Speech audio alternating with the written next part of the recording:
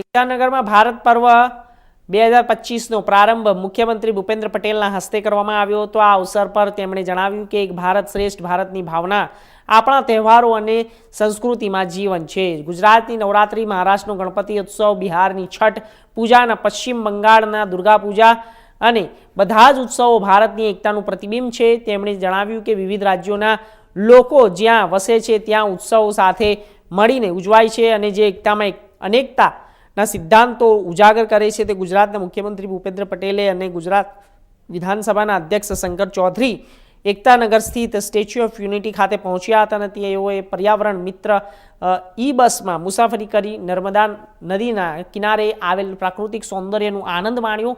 ત્યારબાદ મુખ્યમંત્રીએ લોહ પુરુષ સરદાર વલ્લભભાઈ પટેલની પ્રતિમાને પુષ્પાંજલિ અર્પણ કરી શ્રદ્ધાંજલિ પાઠવી। આ પ્રસંગે નાંદોદના ધારાસભ્ય, છોટા ઉદેપુરના સાંસદ તેમજ જિલ્લા પંચાયતના પ્રમુખ સહિત અનેક આગેવાનો ઉપસ્થિત રહ્યા હતા।